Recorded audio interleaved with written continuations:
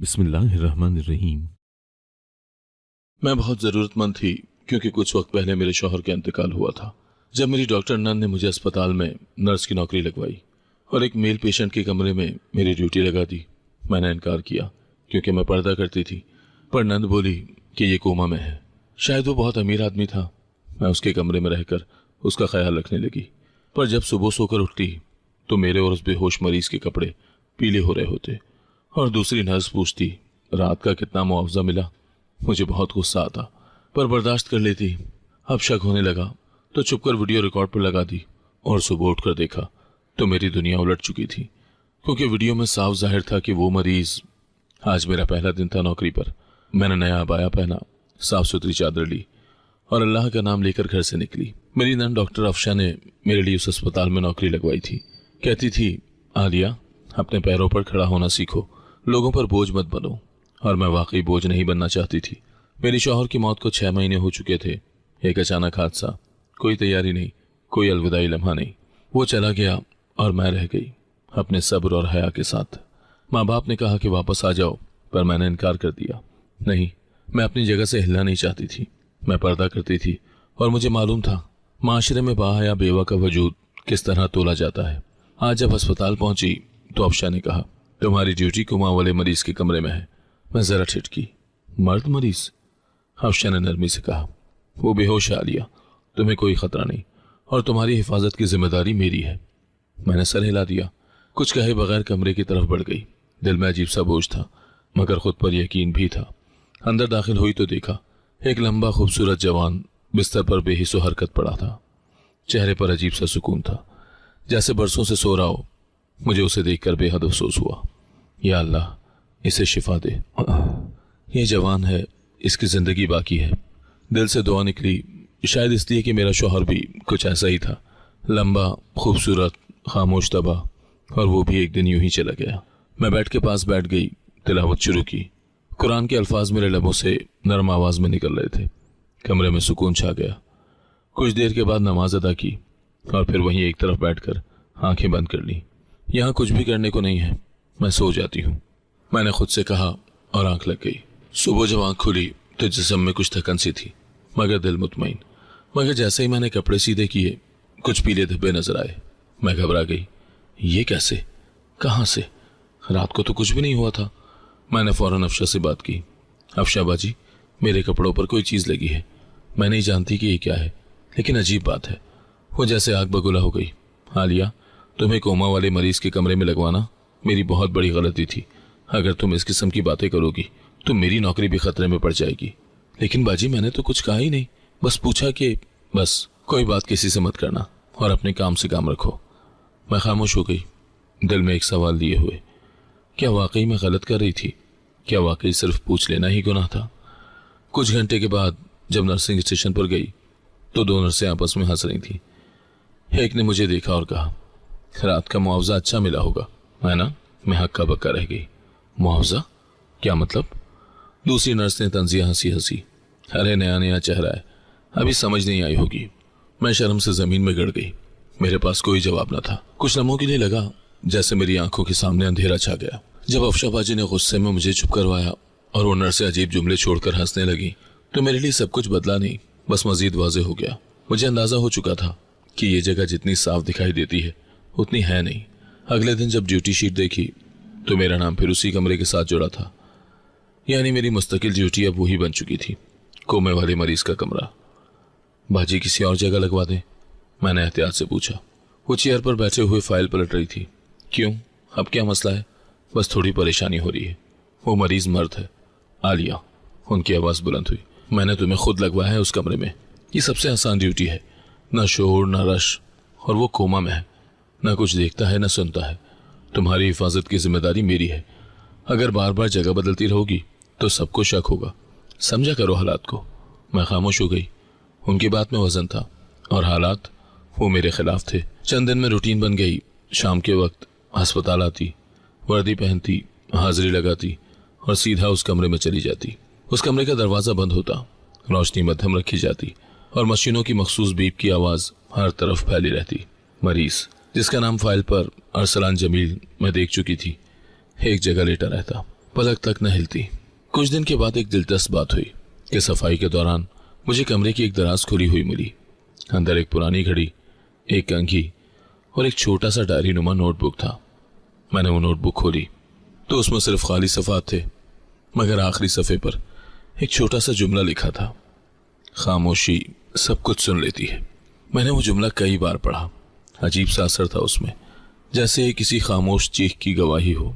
अगली रात में कमरे में आई तो नर्सिंग स्टेशन पर एक नर्स नजर आई। नाम था जैनब। उसने मुझे देखा, नजरें चुराई और बड़बड़ाई, यही है शायद। मैंने सुना पर अनसुना कर दिया। रात को हस्बे मामूल मैंने मरीजों को दवाइयाँ दी, टेम्परेचर चेक किया और बैठ के बराबर बैठकर सूरह यासीन की तिलावत करने लगी। तिलावत मुकम्मल हुई तो दिल में अजीब सी थकन थी। मैंने सोचा कुछ देर के लिए आंखें बंद कर लूं। जब जागी तो 3 घंटे गुजर चुके थे। मुझे झटका लगा, वक्त पर दवाई देनी थी। मैंने जल्दी से रिकॉर्ड चेक किया, लेकिन सब कुछ वैसा ही था जैसा मैं छोड़ गई थी। एक दिन ऐसा हुआ कि वार्ड बॉय कमरे में आया और बोला, बाहर डॉक्टर अफशां आपको बुला रही हैं, कुछ कागजात पर साइन लेने हैं। मैंने हाथ के दस्ताने उतारे और बाहर निकलने ही लगी थी कि मुझे लगा कि कमरे का दरवाज़ा लॉक हुआ है। क्या तुमने लॉक किया? मैंने वार्ड बॉय से पूछा। नहीं मैम, दरवाज़ा खुद ही बंद हुआ, ये सिस्टम ऑटो लॉक है, उसने बेफिक्री से जवाब दिया। मुझे शक सा हुआ, मगर फिर खुद को समझा लिया कि शायद वाकई सिस्टम ऐसा हो। कुछ दिनों के बाद एक और नई नर्स शफक मेरे पास आई और बोली, आपको पता है वो मरीज 5 महीने से ऐसी हालत में है। 5 महीने? मैंने हैरत से दोहराया। हाँ, और कोई उसे देखने नहीं आता। बस एक बार कोई वकील सा आदमी आया था, वो भी पिछले महीने। बात छोटी थी लेकिन मेरे लिए बड़ी हो गई। ऐसा कैसे हो सकता है? 1 करोड़पति मरीज, इतना जवान और कोई तीमारदार नहीं। मैंने अगली रात उसके हाथों को गौर से देखा। नाखून कटे हुए थे, जल्द साफ थी, जैसे किसी ने हाल ही में ख्याल रखा हो। मैंने उसकी पलकों को देखा, वहां एक बार हल्की सी जुम्बिश हुई। मैं चौंकी पर फौरन मशीन की तरफ देखा। हर चीज नॉर्मल। ये सब इत्तेफाक था या कुछ और? एक दिन अस्पताल के स्टोर से दवाई लेने गई तो स्टोर इंचार्ज ने कहा, अरसलान साहब के कमरे से कुछ दवाइयाँ स्पेशल आती हैं, वही तुम ले जाया करो। स्पेशल क्यों? वो तो कोमा में है, ये ऊपर वालों का हुक्म है, हम क्या कर सकते हैं। फिर वहीं खड़े खड़े मुझे लगा कोई मुझे पीछे से घूर रहा है। पलट कर देखा तो जैनब खड़ी थी। कुछ कहना चाह रही थी पर रुकी रही। मैं उसके पास गई। कुछ कहना है? वो एक लम्हे को हिचकिचाई, फिर बोली, आप बहुत नेक हैं, लेकिन यहाँ सब नेक नहीं है, एहतियात किया करें। मैं पलटकर अपने कमरे की तरफ गई, दिल में एक अजीब सा बोझ लिए। हर चीज बेजान होते हुए भी जैसे मुझसे बातें कर रही थी। दीवारें, दरवाजे, बेड के बराबर लगी ऑक्सीजन मशीन, हत्ता कि वो खामोश मरीज भी। मैं अब सिर्फ नर्स नहीं, मैं तमाशाई भी थी और शायद एक खामोश गवाह भी। अब मेरी ड्यूटी का मामूल बन चुका था। शाम को आती, मरीज के कमरे में जाती, खामोशी से दवाइयाँ देती, सफाई करती, कुछ देर तिलावत करती और फिर एक कोने में चादर ओढ़ कर सो जाती। इस पूरे अमल में न किसी से बात होती, न कोई मुदाखलत, मगर कुछ दिनों से एक अजीब सा मामूल बन गया था जिसने मेरी नींद को बेसुकून कर दिया था। हर सुबह आँख खुलने पर मेरे कपड़ों पर पीले धब्बे होते। पहले दिन सोचा शायद सफाई के दौरान कोई दवा या जरासीम कश मवाद लग गया हो। अगले दिन फिर वही हुआ और फिर तीसरे दिन भी। एक दिन जब नर्सिंग रूम में वर्दी तब्दील कर रही थी तो एक नर्स आयशा ने कहा, आलिया बाजी, आपकी वर्दी तो खासी इस्तेमाल शुदा लगती है, रात की ड्यूटी अच्छी गुजरी? मैंने चौंक कर उसकी तरफ देखा। क्या मतलब है तुम्हारा? वो हंसी, अरे बाजी मजाक था। आप तो फौरन संजीदा हो गई। फिर दूसरी नर्स नाज़नीन बोली, आयशा छोड़ो भी, आलिया बाजी नेक खातून है, उन्हें ये सब बातें समझ नहीं आती। मैं वहां से चुपचाप निकल गई, लेकिन अंदर कुछ खटकने लगा। ये धब्बे, ये बातें, ये इशारे, इन सब में कुछ अजीब जरूर था। फिर एक और वाकया हुआ। ड्यूटी के दौरान एक वार्ड बॉय दवाई देने आया। मैंने उसे सलाम किया। वो बगैर जवाब दिए अंदर दाखिल हुआ, दवाई रखी और पलटकर दरवाजे पर एक खफीफ सी मुस्कुराहट के साथ बोला, आप बहुत बहादुर हैं मैम। मैं हैरान रह गई। क्या मतलब? कुछ नहीं, बस यूं ही। और वो चला गया। ऐसा पहली बार हुआ था कि किसी ने मुझे बहादुर कहा, लेकिन उस जुमले के पीछे क्या था मैं ना समझ सकी। अगली रात कमरे में दाखिल होते हुए मैंने दरवाजे को लॉक चेक किया। कुछ अजीब सा महसूस हुआ, जैसे क्लिक की आवाज़ मुख्तलिफ हो। दरवाज़ा बंद तो हुआ, वाकई अंदर से कुंडी खुद ब खुद लग गई। दिल में ख्याल आया कि शायद वाकई सिस्टम में कुछ खराबी है। मैंने मोबाइल निकालकर वीडियो बनाने की कोशिश की, मगर अंदर नेटवर्क काम नहीं करता था। एक तरफ दीवार पर एक पुराना वेंटिलेटर लगा था जो अक्सर खुद ब खुद हल्का सा शोर करता, जैसे कोई आहिस्ता आहिस्ता सांस ले रहा हो। मैंने इस बार गौर किया तो महसूस हुआ ये शोर वक्फे वक्फे से आता है और ऐन उस वक्त बंद होता है जब मैं तिलावत करती हूँ। उस रात मैंने कमरे की तरतीब बदली। बिस्तर के पांव के सिमत फर्श पर मैंने नमक की एक बारीक लाइन बना दी। सोचा शायद किसी जानवर का आना जाना हो, लेकिन जब सुबह आँख खुली तो वो लाइन जमी हुई नहीं थी, हिल चुकी थी। कुछ जगह से मिट्टी हटी हुई थी और मेरे कपड़ों पर वही धब्बे थे। अब मैं डरी नहीं थी, बस पुरस्कार थी। कोई राज जरूर है। मेरी नंद अफशा बाजी ने कुछ दिन बाद मुझे कैंटीन में बुलाया। वहां बैठकर बोली, आलिया, तुम्हारी बार बार शिकायतें हो रही हैं, अपनी हरकतों पर ध्यान दो। कौन सी हरकतें? मैंने तो सिर्फ अपने कपड़ों पर लगने वाले धब्बों के बारे में। बस करो आलिया, अगर ये नौकरी रखनी है तो चुप रहना सीखो। ज्यादा सवाल करोगी तो यहाँ के दरवाजे तुम्हारे लिए बंद हो जाएंगे। मैंने चुपचाप सर हिला दिया, मगर दिल में एक फैसला कर लिया था कि अगली ड्यूटी से पहले मैं अपने शौहर का पुराना कैमरा साथ लाऊंगी। वो कैमरा जो उसने मुझे आखिरी सालगिरह में तोहफे में दिया था, वही कैमरा मेरे सवालों का जवाब देगा। कुछ तो है, कोई अजीब इशारे हैं जो मुसलसल मुझे कुछ समझाने की कोशिश कर रहे हैं, और शायद अगली रात वो इशारे साफ हो जाएं। जब वो रात आई जिसमें मैंने अपने शौहर का पुराना कैमरा उठाया तो दिल में अजीब सी घबराहट थी। वो कैमरा मेरे लिए सिर्फ एक आला नहीं था, एक निशानी थी उस जिंदगी की जो अचानक मेरे हाथों से निकल गई। कैमरे की बैटरी चार्ज की, एक खुफिया जगह पर माइक्रो एसडी डाली और सोचा कहाँ लगाऊं कि सब कुछ रिकॉर्ड हो मगर किसी को शक ना हो। उस रात मैंने वही किया जो दिल ने कहा। कैमरा नए जाविये पर लगाया, मरीज के बिस्तर के ऐन सामने।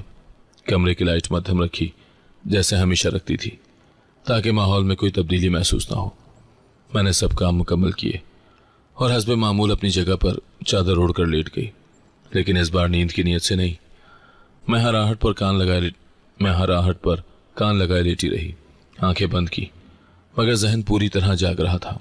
रात के किसी पहर, शायद 2 बजे के बाद, ऐसा महसूस हुआ जैसे कमरे में हल्की सी हरकत हुई है। दरवाजे की चरचराहट, फर्श पर हल्की सी सरसराहट और किसी के साए जैसा कुछ, मगर मैंने खुद को बिल्कुल साकत रखा।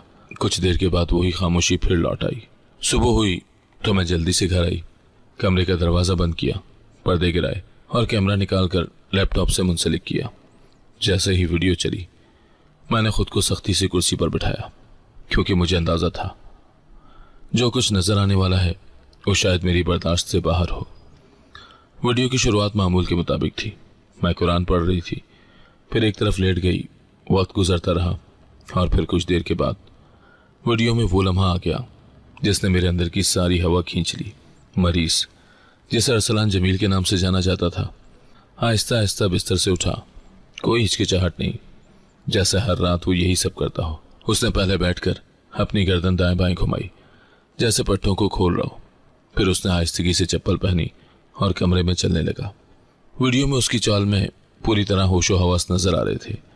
वो कमरे के कोने तक गया, फिर पलटकर मेरे करीब आया। कुछ लम्हे वो मेरे चेहरे को देखता रहा। मेरा सर चादर से ढका हुआ था और मैं वीडियो में साफ नजर आ रही थी, बेखबर, गहरी नींद में। फिर उसने मेरी चादर के किनारे को होले से हटाया, मेरे बालों को छुआ, जैसे किसी अपने को आहिस्ता से जगाने की कोशिश कर रहा हो, या शायद सिर्फ देखने की। उसने दराज खोली, अंदर से तेल की शीशी निकाली जो कई दिनों से वहीं रखी थी। फिर फर्श पर बैठा और मेरे हाथों को नरमी से थामकर उन पर तेल लगाने लगा। आहिस्ता आहिस्ता मसाज करता रहा जैसे ये सब मामूल की बात हो। उसने मेरे पैरों पर भी वही तेल लगाया और ये सब इतनी खामोशी से हो रहा था कि मुझे अंदाजा तक न हुआ। फिर कुछ लम्हों के बाद उसने मेरे हाथ थामे रखा। उसके चेहरे पर एक अजीब खामोश सा सुकून था, जैसे वो किसी दर्द से निकलकर किसी अमन की तरफ जा रहा हो। और फिर बगैर कोई जल्दी किए उसने वापस दराज में शीशी रखी, चप्पल उतारी और बेड पर आकर लेट गया। खुद को उसी पोजीशन में सीधा कर लिया जैसे वो हर वक्त दिखाता था। मैंने वीडियो रोक दी। मेरे हाथ कांप रहे थे, दिल में हलचल मची हुई थी। सिर्फ एक जुमला मेरे जहन में गूंज रहा था, ये शख्स कोमा में नहीं है। मैंने फौरन मोबाइल उठाया और अफशा बाजी को कॉल की, पर उनका नंबर बंद मिला। वीडियो दोबारा चलाकर मैंने चंद स्क्रीनशॉट्स लिए सबूत के तौर पर। दोपहर को अस्पताल पहुंची तो वार्ड में दाखिल होते ही वही वार्ड बॉय मिला जिसने कुछ दिन पहले अजीब अंदाज में बहादुर कहा था। उसने सरगोशी में कहा, बाजी आपने वीडियो देख ली? मैं चौंकी। तुम्हें कैसे पता? वो आगे कुछ न बोला, बस गर्दन झुकाकर चला गया। मैं समझ गई कि सिर्फ मैं नहीं, यहाँ कई और भी हैं जो सब कुछ जानते हैं मगर बोल नहीं रहे। आज अफशा बाजी से मिलने उनके ऑफिस गई। दरवाज़ा बजाया, अंदर दाखिल हुई और सीधा मोबाइल उनके सामने रख दिया। वीडियो चला दी बगैर कुछ कहे। वीडियो के दौरान वो खामोश रही। जब ख़त्म हुई तो उन्होंने मोबाइल मेरी तरफ वापस धकेला और बोली, ये सब जाली है, शायद तुम्हें ये सब ख्वाब में लगा होगा। तुम्हारी वीडियोस अस्पताल के निज़ाम पर हमला है, तुम अपनी नौकरी को खुद खतरे में डाल रही हो। मैंने कहा, यह ख्वाब नहीं, ये हकीकत है और अब ये बात मुझ तक महदूद नहीं रहेगी। उन्होंने सख्त लहजे में कहा, आलिया, इस वक्त तुम जज्बाती हो, बेहतर है तुम कुछ दिन की छुट्टी ले लो। मैंने कहा, नहीं, मैं अपनी ड्यूटी पर आऊँगी, वहीं उसी कमरे में। वो मुझे घूरती रह गई और मैं वहाँ से निकल आई। उसी शाम जब मैं स्टोर रूम से दवाइयाँ लेने गई तो नर्स शफक मेरे करीब आई और धीरे से बोली, वो शख्स जो बिस्तर पर है सिर्फ सोता नहीं, वो देखता भी है, सुनता भी है। मैंने कहा, तुम्हें कैसे पता? कभी वो मेरी हरकतों पर मुस्कुराया था। जब मैंने समझा वो बेहोश है, उस दिन मैं समझ गई थी कि कुछ ठीक नहीं है। अब मेरे सामने सिर्फ एक रास्ता बचा था, अगली रात उसके सामने सच रखना। मैंने उस वीडियो को बार बार देखा, हर बार उम्मीद कि शायद नज़र का धोखा हो, कोई फन्नी खराबी, कोई फ्रेम कट गया हो, कोई मंजर समझ से बाहर हो, लेकिन हर बार हकीकत और वाज़ेह हो जाती। वो शख्स जिसे सारी दुनिया कोमे का मरीज समझ रही थी पूरी तरह होश में था। उसकी आंखों की जुम्बिश, चलने का अंदाज, हर हरकत उसकी मुकम्मल होशियारी का सबूत थी। जब वो मेरे हाथों पर तेल लगा रहा था, उसके चेहरे पर जो सुकून था वो ज़बरदस्ती नहीं था, जैसे वो किसी इबादत में मशगूल हो। और यही सब कुछ मेरी उलझन को और बढ़ा रहा था। इस बार मैंने वीडियो के साथ चंद और सबूत भी जमा किए। बेड की शीट से एक धब्बा साफ करके टिश्यू में महफूज किया, दराज से शीशी की तस्वीर ली और अपने नोट्स में हर वक्त हर लम्हा लिख लिया। मेरी नीयत सिर्फ सच तक पहुंचना थी, ना बदनामी ना जंग। अगले दिन अफशा बाजी के ऑफिस पहुंची। दरवाज़ा बंद था। मैंने हल्की दस्तक दी। वो अंदर बैठी फाइलों में गुम थी। मुझे आपको एक बार और वीडियो दिखानी है, मैंने कहा। उन्होंने नज़रें उठाई। आलिया, तुम बाज नहीं आई, बाजी बस एक नज़र, और फिर जो आप फैसला चाहें कर लीजिए। मैंने लैपटॉप उनके सामने रखा, वीडियो चलाई और ख़ुद खामोशी से बैठ गई। वीडियो चलती रही। उनके चेहरे के तासुरात आहिस्ता आहिस्ता गहरे होते गए, जैसे हर फ्रेम के साथ वो जानती हूँ कि मैं सच बोल रही हूँ मगर मानने से इनकार कर रही हूँ। जब वीडियो ख़त्म हुई तो उन्होंने लैपटॉप बंद किया और खुश्क लहजे में कहा, यह वीडियो झूठी है, तुमने इसे किसी से एडिट करवाया है। इस किस्म के इल्ज़ामात लगाकर तुम अपनी और मेरी नौकरी ख़तरे में डाल रही हो। बाजी, आप जानती हैं ये झूठ नहीं है, आप सब जानती हैं। बस बहुत हो गया। अगर तुमने ये वीडियो किसी को दिखाई या कोई बात फैलाई तो मैं मजबूर होंगी कि तुम्हें नौकरी से बर्खास्त करवाने के लिए इंतज़ामिया को रिपोर्ट दूँ। मैंने हैरत से उनकी आंखों में झांका। वहाँ ना खफगी थी ना हमदर्दी, सिर्फ एक रुकावट थी, जैसे वो खुद किसी मजबूरी में फंसी हों। मेरे लिए इससे ज़्यादा तकलीफ दे बात और कुछ नहीं थी कि जिस शख्स पर मैंने सबसे ज़्यादा भरोसा किया वही मेरी आवाज़ दबाने पर तुली हुई थी। मैं चुपचाप बाहर आ गई। कॉरिडोर में नर्स जैनब मिली। उसने एक नज़र में सब कुछ समझ दिया। सब इनकार कर रहे हैं? उसने धीरे से पूछा। मैंने बस सर हिला दिया। तुम्हें कुछ दिखाती हूँ, उसने कहा और मुझे स्टोर रूम की तरफ ले गई। वहाँ एक पुरानी शेल्फ के पीछे से उसने एक लिफाफा निकाला।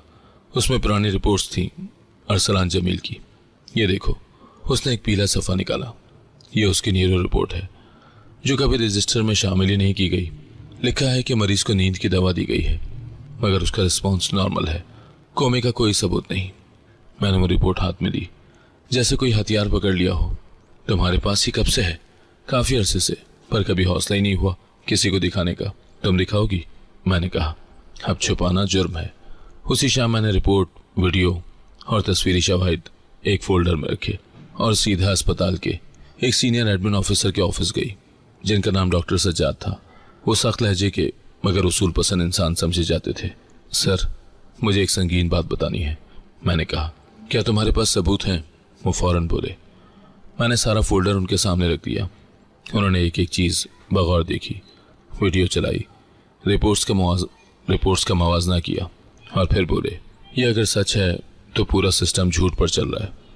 जी, और मेरी नंद, डॉक्टर अफशा वो सब जानती हैं।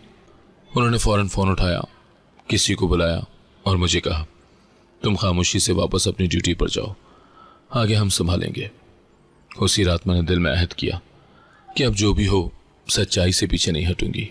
कमरे में आई तो अरसलान बदस्तूर खामोश पड़ा था, पर आज पहली बार उसे देखकर मैं ना खौफजदा हुई ना घबराई, क्योंकि अब मैं जानती थी कि वो बेहोश नहीं, सिर्फ चुप है।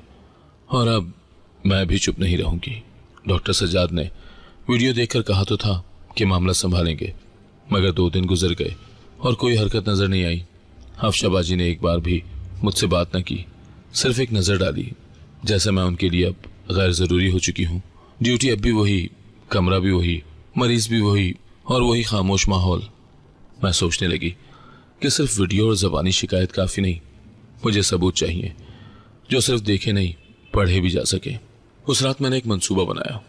नाइट ड्यूटी के दौरान जब ward boy clerk store room गया, मैं खामोशी से नर्सिंग काउंटर के पीछे गई, जहां मरीजों की फाइलें रखी जाती थी। फाइलों की तरतीब में वक्त ज़ाया नहीं किया। अरसलान जमील का नाम ढूंढा और फौरन कमरे में वापस आ गई। दरवाज़ा बंद किया, बेड लैम्प जलाया और फाइल खोली। पहले सफ़े पर लिखा था, patient deep coma, monitored for 3 months। ये वही बात थी जो सब कहते आए थे, मगर अगले सफ़े पर एक और कागज़ चिपका हुआ था, जैसे जल्दी में शामिल किया गया हो। उस पर एक मुख्तसर सा नोट लिखा था, name Arsalan Jamil, condition stable, under protective observation. Arsalan Jamil, ये नाम मैं पहले भी सुन चुकी थी, कई साल पहले मेरे शौहर के साथ। ये नाम मैं पहले भी सुन चुकी थी, कई साल पहले मेरे शौहर के साथ जब एक न्यूज़ शूट पर गई थी। उसने बताया था कि अरसलान जमील एक बड़ा बिजनेसमैन है, रियल एस्टेट, टेक्सटाइल और फलाही इदारे, हर जगह उसका नाम था। मैंने मजीद सफ़े पलटे, रिपोर्ट्स में कुछ चीज़ें गायब थी, जैसे कोई जानबूझकर मालूमात छुपा रहा हो। एक पुरानी एक्सरे रिपोर्ट के पीछे एक हाथ से लिखी तहरीर नजर आई, possible found, place suspected, case referred. मैंने वो फाइल चादर में लपेट कर वापस रख दी। दिमाग में एक नया सवाल था, अगर ये शख्स इतना ताकतवर था तो इसे क्यों यहाँ छुपाया गया, और कौन चाहता था कि ये कभी ना जागे। अगले दिन अस्पताल की पुरानी नर्स सलमा आपा से मैंने बात करने का फैसला किया। वो सुबह की शिफ्ट में आती थी, 20 साल से यहाँ काम कर रही थी। अस्पताल की दीवारों जैसी खामोशी, लेकिन सब जानने वाली। कैंटीन में चाय लेते हुए मैंने पूछा, आप अरसलान जमील के बारे में कुछ जानती हैं? वो लम्हा भर को रुकी, क्यों पूछ रही हो? बस यूं ही, कुछ रिपोर्ट्स देखी हैं और वो ऐसा मरीज नहीं लगता जैसा बताया जाता है। उन्होंने इधर उधर देखा, फिर धीरे से बोली, तुम्हें कोई धमकी तो नहीं मिली अभी तक? नहीं, मगर सच जानने की सजा कब दूर रहती है। सलमा आपा ने थोड़ी देर खामोश रहने के बाद आहिस्ता से बताया, ये शख्स कुछ महीने पहले एक जहर खुरानी के केस में आया था। हालत नाजुक थी लेकिन बच गया। पुलिस में रिपोर्ट दर्ज हुई, मगर अगले दिन ही बंद कर दी गई। क्यों? कहा गया कि फैमिली को शक नहीं, खुदकुशी का केस है। मगर वो खुदकुशी ना थी आलिया। मैंने उसके कपड़ों पर निशानात देखे थे, और सबसे बढ़कर वो जब होश में आया था तो खुद बोलकर कहा था कि मेरे अपने मुझे मारना चाहते थे। फिर ये सब छुपाया क्यों गया? क्योंकि उसने खुद कहा कि उसके जिंदा होने की खबर नहीं फैलानी। उसने कहा, मुझे मरने के करीब समझकर जो चेहरे बेनकाब हो रहे हैं उन्हें मुकम्मल बेनकाब होने दो। मैं साकत रह गई। तो वो कोमा में नहीं? मैंने फिर पूछा। नहीं बच्ची, उसने सिर्फ एक ड्रामा किया है ताकि असल मुजरिम सामने आए। आपने ये बात किसी को नहीं बताई? हमेशा सोचा कि करूं, फिर वही डर, नौकरी का, हिफाजत का। लेकिन तुम में वो जुर्रत है जो हम में नहीं थी।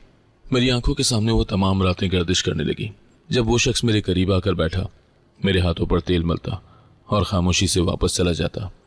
मैं कितनी बेखबर थी, लेकिन अब नहीं।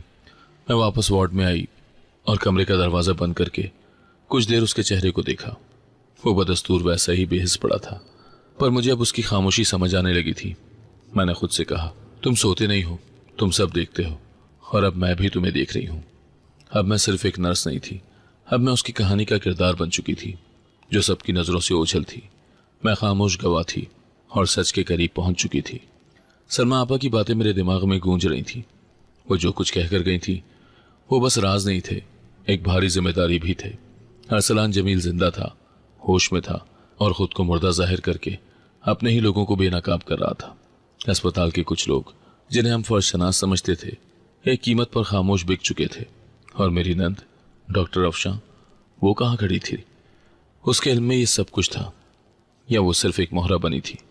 दिल चाहा कि उसे फिर से टटोलूं, सवाल करूं, मगर मैं जान चुकी थी कि अब मेरे सवाल उससे नहीं, उस शख्स से होने चाहिए जिसने खुद को मुर्दा जाहिर किया।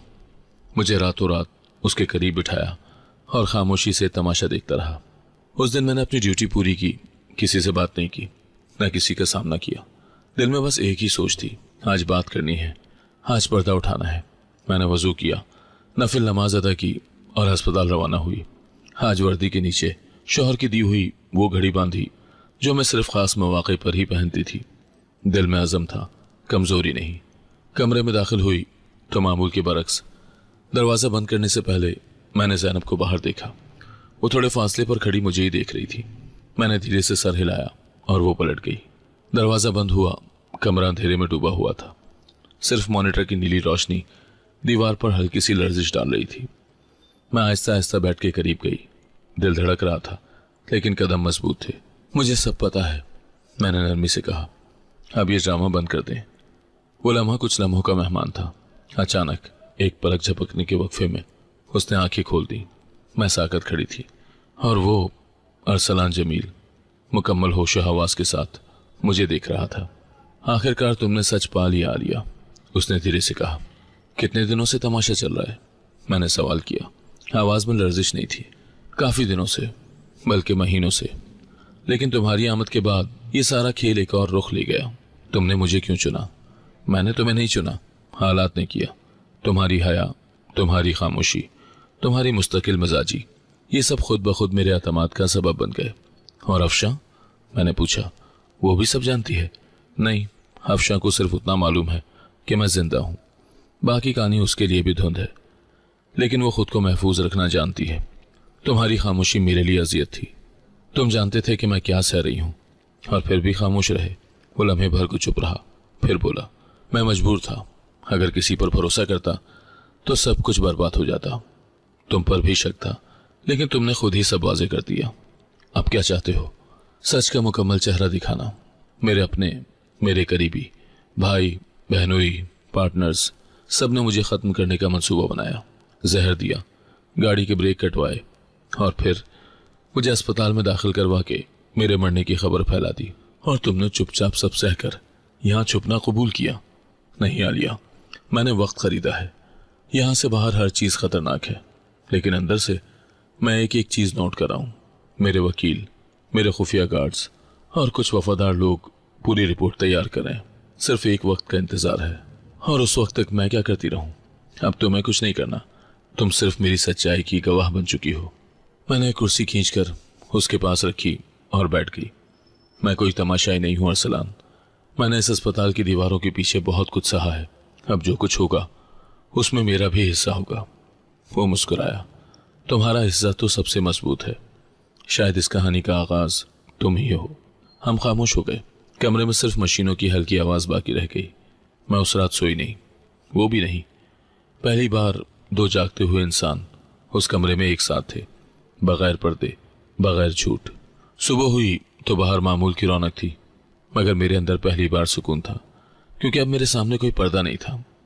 जब अरसलान ने नरमी से कहा, मैं जानता था तुम सब समझ जाओगी, तो मेरे कदम खुद ब खुद पीछे हटे। उसके लहजे में तसल्ली थी, मगर मेरे दिल में भरा गुस्सा उभरने लगा। मैंने एक गहरी सांस ली और बगैर किसी झिझक के कहा, तुमने मेरे एतमाद का फायदा उठाया। तुमने मुझे हर रात इस कमरे में रखा, अपनी हकीकत छुपाकर मुझे तमाशा बनाया। वो कुछ देर खामोश रहा, फिर आहिस्तगी से बोला, नहीं आलिया, मैंने तुम्हें आजमाया। किसी इंसान के किरदार को जांचने के लिए वक्त लगता है, और मैं हर कदम पर देख रहा था कि कौन मेरी गैर मौजूदगी में वफा निभाता है। तुमने वो सब किया जिसकी कोई तवक्को नहीं करता। मैंने रुख मुड़ा, जैसे अपनी नाराजगी को छुपाना चाहती हूँ, लेकिन सच यही था कि उसकी बातों में भी वजन था। मुझे अपनी खुददारी की कुर्बानी नहीं देनी थी, लेकिन मुझे ये भी मानना पड़ा कि जो शख्स इतनी बड़ी साजिश के खिलाफ अकेला खड़ा हो, वो किसी पर भी फौरन भरोसा नहीं कर सकता। तुम्हें कब पता चला कि मैं शक करने लगी हूँ? मैंने पूछा। उसी दिन जब तुमने मेरा हाथ झटका, उस रात मैंने पहली बार तुम्हारी आंखों में एतमाद की जगह सवाल देखे थे। मैं कुर्सी पर बैठ गई।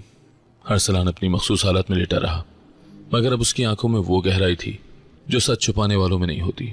क्या तुम इस सब से निकलना चाहते हो? मैंने साफ अल्फाज में पूछा। इंसाफ और उसकी जमानत जो मेरे लिए खड़ी हुई जब सबने मेरा साथ छोड़ दिया। वो जुमला मेरे दिल में जैसे तीर की तरह लगा। एक लम्हा आया कि मैंने सोचा, क्या वाकई मेरा होना इतना अहम हो गया था? मैंने कुछ नहीं मांगा, न कुछ माना, मगर फिर वही ख्याल आया, शायद अल्लाह ने मुझे एक मकसद के लिए यहाँ भेजा था। अब तुम क्या करने वाले हो? मैंने बात आगे बढ़ाई। मेरी लीगल टीम मेरे दस्तखत का इंतजार कर रही है।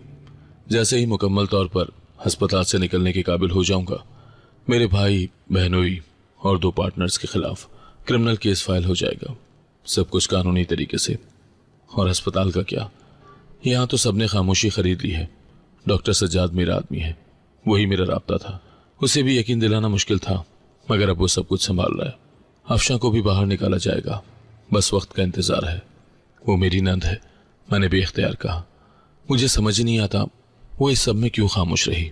अरसलान ने नरमी से कहा, शायद वो सिर्फ महफूज रहना चाहती थी। कुछ लोग जालिम नहीं होते, सिर्फ कमजोर होते हैं। वो जवाब मेरे दिल को चुभ गया। सच था, लेकिन कबूल करना मुश्किल था। तुम्हें कैसे पता कि मैं अब तुम्हारे साथ हूं? मैंने बराह रास्त पूछा। तुम यहां बैठी हो, यही काफी है। उसकी आंखें अब मुझे साफ साफ देख रही थी। उस नजर में तलब नहीं थी, शुक्रिया था। उसी रात जब मैं अस्पताल से निकली तो पहली बार मैंने अपनी वर्दी के नीचे दबे सीने पर सुकून महसूस किया। मैंने नर्सिंग स्टेशन पर रुककर अगले 3 दिन की ड्यूटी का वक्त बदलवाया। इरादा था कि इन 3 दिनों में वो हर चीज देखूं, सुनूं और नोट करूं जो इस साजिश का हिस्सा हो सकती थी। अगले दिन मैंने सलमा आपा को एतमाद में लिया।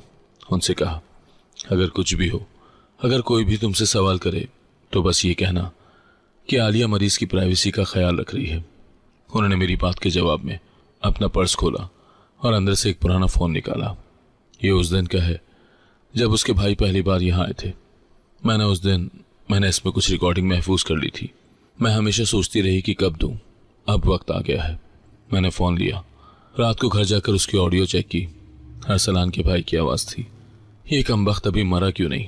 डॉक्टर को और डोज बढ़ानी होगी। जायदाद के कागजात पर दस्तखत किए बगैर मर गया तो सारे का सारा प्लान बर्बाद हो जाएगा। मेरे हाथ लरस गए। एक और सबूत। मैंने वो क्लिप कॉपी करके महफूज किया। अगली सुबह मैंने अरसलान को सुनाया। उसने खामोशी से सुना, आंखें बंद कर लीं और कहा, अब खेल खत्म होने को है। मैंने कहा, नहीं, अभी एक कदम बाकी है। कौन सा? तुम्हारा सामने आना, उन सब के सामने जिन्होंने तुम्हें मुर्दा समझकर तुम्हारा हिस्सा बांट लिया। वो मुस्कुराया, आहिस्ता से बोला, तुम साथ होगी। अब मैं पीछे नहीं हट सकती। हम दोनों जानते थे ये सिर्फ साजिश नहीं थी, एक नई हकीकत का आगाज था। और उस हकीकत में मेरा किरदार खत्म नहीं हुआ था, बल्कि अब शुरू हुआ था। जब मैंने अरसलान को वो ऑडियो सुनवाई, उसकी पलकें भी नहीं झपकी, जैसे वो हर बात पहले से जानता हो। मगर उस लम्हे के बाद उसकी खामोशी बदल गई थी। अब वो बार बार नोट्स देखता, कॉल्स करता, फाइलों की वर्कगर्दानी करता, जैसे एक जंग का आखिरी मरहला बाकी हो और वो उसे खुद मुकम्मल करना चाहता हो। मैं सिर्फ देख रही थी, सुनती थी और सीखती थी।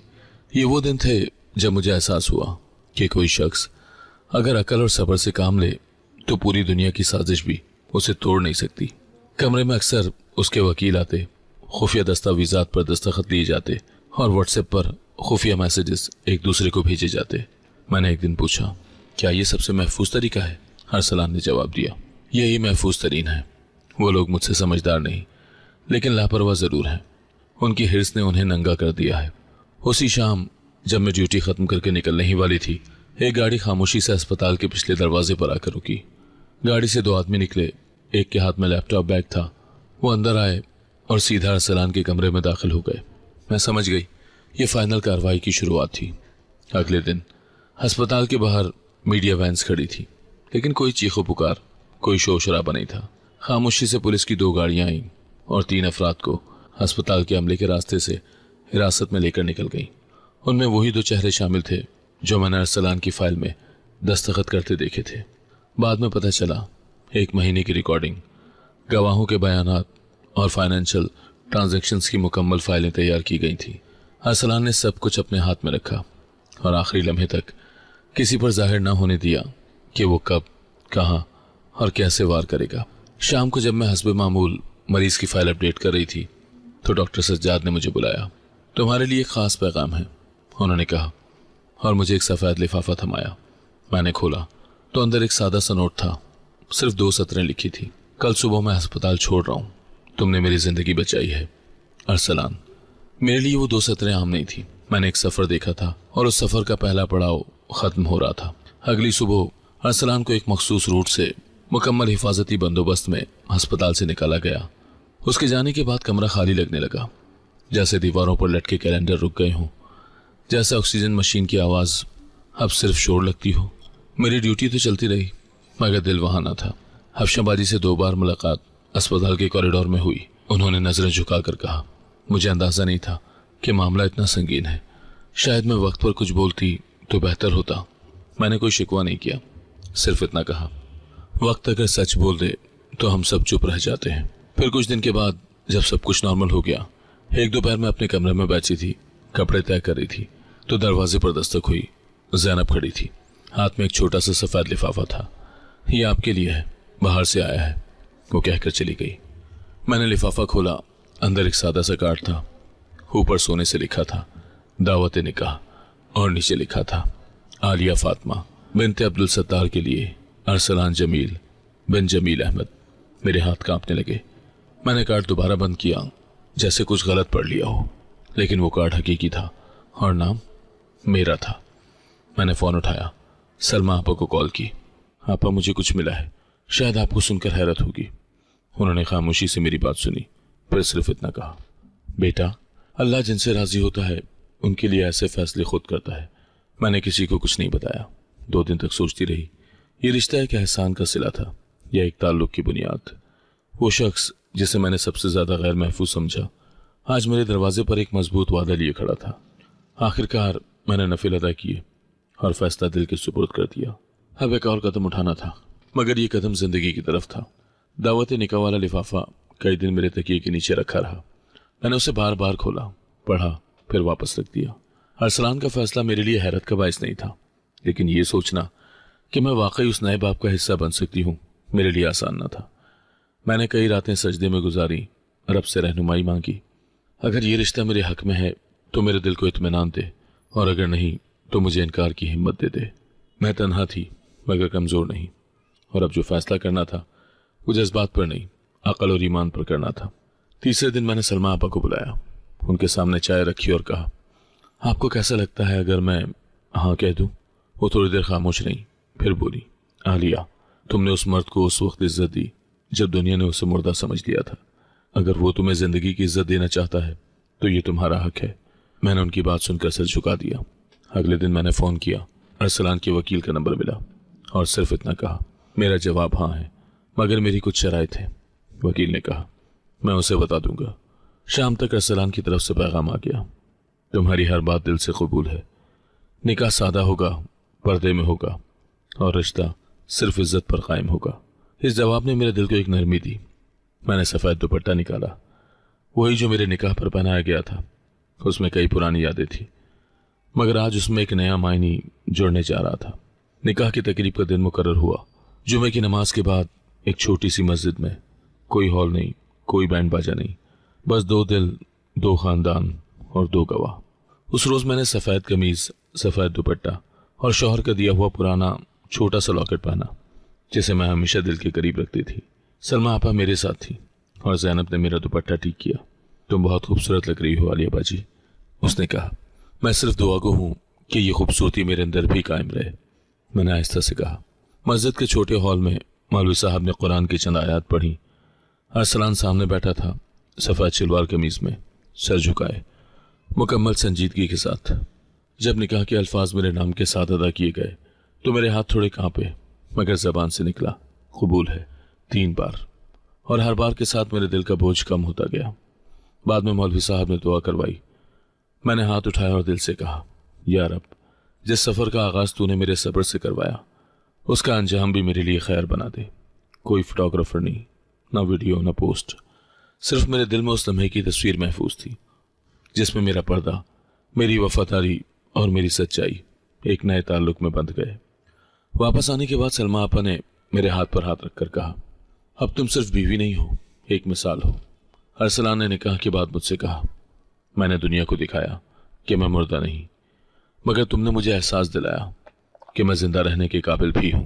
हमने कोई हनीमून प्लान नहीं किया, कोई बैरून मुल्क सफर नहीं।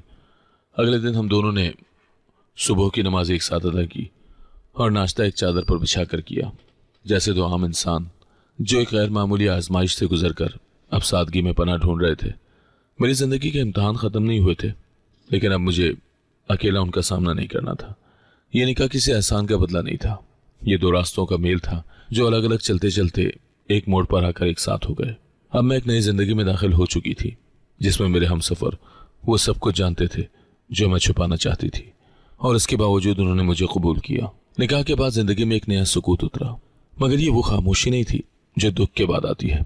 ये वो करार था जो अल्लाह की रजा से नसीब होता है। मैं वही आलिया रही, सादा, पर्देदार और इबादत गुजार। फर्क सिर्फ इतना आया कि अब मेरा हर कदम किसी की शराकत में था। अरसलान ने निकाह के बाद ना कोई तासुर जताया, ना कोई हक जतलाया।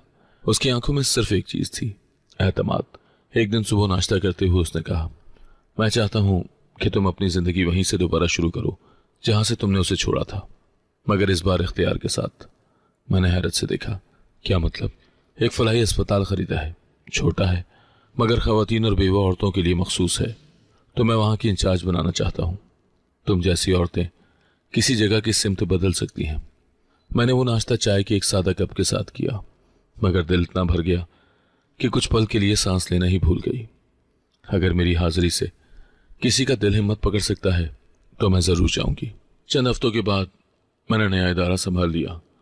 वहां आने वाली औरतों में ज्यादातर बेवा, तलाक याफ्ता या ऐसी लड़कियां थीं जो किसी सहारे की मुंतजर थी। मैं उनके दरमियान जाती बगैर किसी ऊंच नीच के। एक नर्स ने एक दिन कहा, मैडम आप बिल्कुल मुख्तलिफ हैं, ना आवाज़ बुलंद करती हैं ना हमें डांटती हैं, फिर भी सब सुन लेते हैं। मैंने मुस्कुराकर जवाब दिया, क्योंकि मैं वो ज़बान बोलती हूँ जो तुम सबके दिलों में छुपी है। मैं वो सब सह चुकी हूँ जो तुम सह रही हो। एक दिन अस्पताल में अफशा आ गई। मैं अपने ऑफिस में अंदर रिपोर्ट्स देख रही थी। जब दरवाजे पर दस्तक हुई, दरवाज़ा खुला। वो आहिस्ता आहिस्ता अंदर आई, चेहरे पर नरमी थी, नजर झुकी हुई। मुझे तुमसे कुछ कहना है आलिया, उन्होंने धीरे से कहा। मैंने अपनी कुर्सी से उठकर उनके लिए कुर्सी खींची। मैं जानती हूँ मैंने बहुत कुछ छुपाया, बहुत कुछ कहा जो नहीं कहना चाहिए था। मैं खुद डर में थी, खुद गर्जी में थी, लेकिन तुमने वो कुछ किया जो मैं नहीं कर सकी। मुझे माफ कर दो। मैंने सिर्फ इतना कहा। आप मेरी नंद थी, आज भी हैं। रिश्ता खून से नहीं, नीयत से मजबूत होता है। मैंने माफ किया। हम दोनों चंद लम्हे चुप बैठे। कुछ ताल्लुक लफ्जों के बगैर भी ठीक हो जाते हैं। घर वापस आकर मैंने अपने लिए कुछ सादा कपड़े निकाले। अब मेरा दिन अस्पताल में गुजर जाता, शाम बच्चों के साथ। हाँ, अल्लाह ने मुझे बेटियों से नवाजा, वो नन्ही जाने जिन्हें मैंने कुरान से, सच से और सब्र से जोड़ना सिखाया। एक दिन बड़ी बेटी मुझसे बोली, अम्मी क्या सब औरतें इतनी मजबूत होती हैं जितनी आप हैं? मैंने उसके माथे पर हाथ रखते हुए कहा, नहीं, लेकिन जो औरत सब्र, हया और सच को अपना हथियार बना ले, उसे कोई झुका नहीं सकता। अरसलान अक्सर शाम को देर से आता, मगर हर बार बैठकर मुझसे दिन का अहवाल सुनता।